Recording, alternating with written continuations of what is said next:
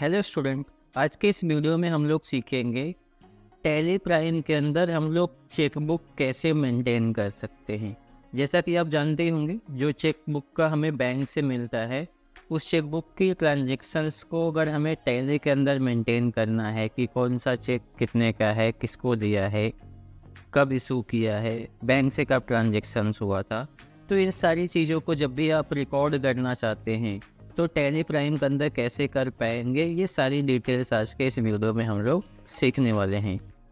तो गाइज, सबसे पहले आपको अपना टैली प्राइम का सॉफ्टवेयर ओपन कर लेना है।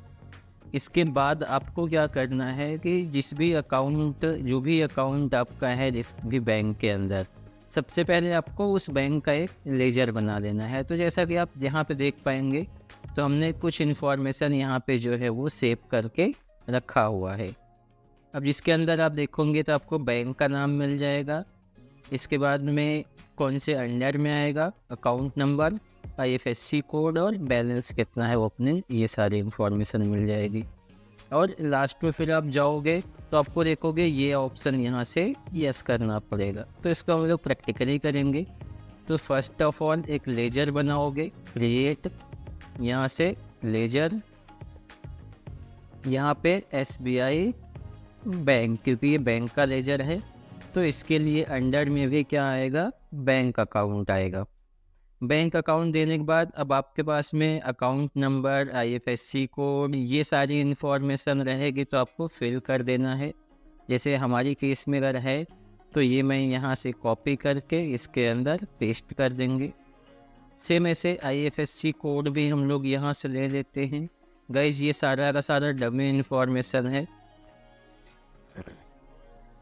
और बैंक का नाम यहाँ पे आप दे सकते हैं, तो जैसे स्टेट बैंक हमने दे दिया। देन आप यहाँ से ब्रांच का भी नाम दे सकते हैं, तो ब्रांच हमने दे दिया इसका अभी के लिए मुंबई। अब मेन और जो मोस्ट इम्पॉर्टेंट थिंग्स है गाइज, वो यही है कि जब भी आप चाहते हो कि बैंक अकाउंट के अंदर आप चेकबुक को भी मेंटेन करो, तो उस केस में आपको क्या करना पड़ेगा, ये वाला option set alter range for chequebook, ये आपको यस करना पड़ेगा। अब इसको जैसे ही आप यस करोगे तो आपके सामने एक नया यूजर इंटरफेस आएगा, और जहाँ पे आपको अब चेक से रिलेटेड इन्फॉर्मेशन आपको बतानी है। जैसा कि अगर आप अवेयर होंगे तो चेकबुक का जो नंबर होता है या जो चेक का नंबर होता है वो कुछ 6 डिजिट का होता है। तो वो सब इन्फॉर्मेशन आपको यहाँ पर रखना है। इस आर्टिकल के अंदर आपको वो भी मिल जाएगा। इसका लिंक भी मैं आपको वीडियो के डिस्क्रिप्शन में दे दूँगा, वहाँ से आप इसको एक्सेस कर सकते हैं जाके। अब इसके बाद गाइस जानते हैं, जो चेकबुक का रेंज है वो हमारा ये रेंज है, यहाँ से यहाँ तक। क्योंकि कोई भी बुक हो तो उसके अंदर जो पेजेज होते हैं, चेकबुक के जो पेजेज होते हैं वो कितने पेज हैं, वो सब इन्फॉर्मेशन आपको लिखना होगा। चेकबुक का नाम लिखना होगा और उसका रेंज कि कहाँ से शुरू हो रहा है, कहाँ पे फिनिश हो रहा है।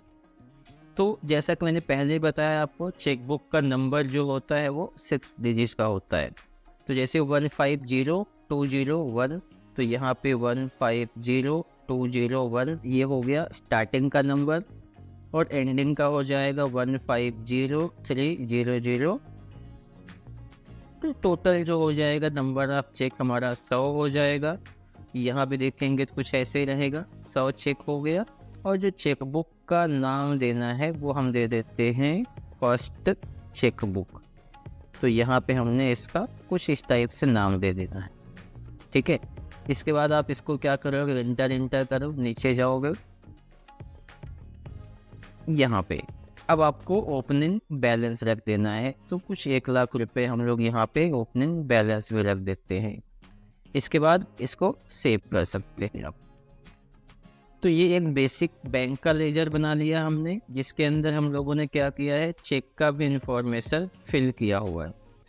होगा क्या कि जब भी आप किसी को ट्रांजैक्शंस करेंगे, जब भी आप किसी को पेमेंट करेंगे, तो उस केस में आपसे ऑटोमेटिक ऑप्शन आएगा। जैसे मान लेते हैं अभी के लिए हमने सैलरी पे किया, तो सैलरी पे करने के लिए हम जाएंगे पेमेंट वाउचर में, एक लेजर बनाएंगे सैलरी का, यहाँ से क्रिएट सैलरी, अंडर में इनडायरेक्ट एक्सपेंस के अंदर डाल के रखना है आपको, क्योंकि ये एक्सपेंस है इनडायरेक्ट टाइप का, और इंटर इंटर करके सेव कर देना है।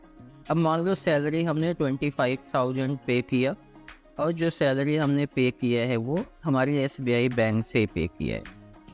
अब इंटर करेंगे, तो जैसे ही आप इंटर करोगे तो आपको देखो यहाँ पे चेक का डिटेल पूछ रहा है। आप यहाँ से चेक वगैरह का इंफॉर्मेशन फिल कर सकते हो, ई फंड ट्रांसफ़र है, जैसे भी ट्रांसफ़र आपने किए होंगे आप यहाँ पे दे सकते हैं। चेक करेंगे तो चेक आ जाएगा। अब जैसे ही हम लोगों ने चेक लिया है तो आप देखेंगे चेक का रेंज जो है, जो हमने फिल किया था वो आ गया, और उस टेंस नंबर में उसने फर्स्ट चेक ऑटोमेटिक ले लिया। तो सेम इस टाइप से जो भी चेक आप यूज किए होंगे उस चेक को आपको यहाँ पर उसका नंबर स्टैंस नंबर के अंदर डाल देना है, और इंटर इंटर करके आप इसको सेव कर दोगे। ऐसे ही मान लो एक और हमने एक्सपेंस किया लाइट बिल का, तो उसके लिए भी हम लोग यहाँ पे लाइट बिल का लेजर बनाएंगे, और इनडायरेक्ट एक्सपेंस के अंदर डाल के रखना है। कुछ हमने लाइट बिल 2100 रुपये और बैंक को यहाँ से क्रेडिट करेंगे। अब जैसे बैंक क्रेडिट करोगे, अब आप यहाँ पे अगर नोटिस करेंगे तो जो चेकबुक का सेकंड चेक है उसने ऑटोमेटिक यहाँ पे डिटेक्ट कर लिया। या इसके अलावा अगर आपको देना है तो आप दूसरे ऑप्शंस भी यहाँ से चूज कर सकते हैं, कोई और भी चेक का आप यहाँ पे नंबर जा कर के फिल कर सकते हो। उसके बाद गाइस, जो 2 चेक हम लोगों ने पास किए हैं या जो 2 वाउचर हमने पास किया है पेमेंट का, अब हमें ये देखना है अपने चेक रजिस्टर को कि कितना चेक हमने यूज किया है, कितना चेक हमारा बाकी है। तो वो सब चेक करने के लिए आप क्या कर सकते हो, बैंकिंग में जाओगे। बैंकिंग में जाने के बाद आपको एक ऑप्शन मिलता है चेक रजिस्टर करके, आपको चेक रजिस्टर में जाना है, और इसके बाद फिर आपके सामने जितने भी बैंक आपने क्रिएट किए होंगे वो सारे बैंक यहाँ पे दिखने लगेंगे। तो आपको क्या करना है, एक बैंक लेना है यहाँ से। जैसे हमने SBI बैंक ओपन किया, अब उस बैंक के अंदर जितने भी आपने चेकबुक रखे होंगे वो सारे चेकबुक का इन्फॉर्मेशन आपको यहाँ पे दिखेगा, और इसमें से फिर आपको कोई एक चेकबुक भी सेलेक्ट करना होगा। अब एक ही केस में हमारे पास में एक ही चेक है, तो हम लोग इसी को ओपन करेंगे, इसी बुक को। अब इस बुक को ओपन करोगे तो आप देख पाओगे कि कौन सा चेक आपने किस डेट पे कितने रुपए का पे किया हुआ है, और कौन सा चेक आपका यूज हो गया है और कौन सा चेक आपका यूज नहीं हुआ है। इस टाइप की सारी इन्फॉर्मेशन जो है आपको यहाँ चेक रजिस्टर के अंदर मिल जाती है। सिंपल आप क्या करोगे, यहाँ से बैंकिंग, इसके बाद चेक रजिस्टर, और यहाँ पे आपको बैंक लेना है, देन चेकबुक आपका दिखने लगेगा यहाँ पे। अब इस वाले चेकबुक से हमने सिर्फ 2 ही चेक यूज किया है, इसके लिए हमें यहाँ पे 2 चेक दिखा रहा है अनरिकनसाइल्ड, और बाकी के 98 चेक हमारे जो है वो अवेलेबल है अभी भी, आप उसको यूज कर सकते हैं जा कर के। तो आई होप गाइज आपको चेकबुक का बेसिक आइडिया हो गया होगा कि आप टैली के अंदर उसको कैसे सेटअप कर सकते हैं, और टैली के अंदर हम लोग कैसे चेक से पेमेंट कर सकते हैं।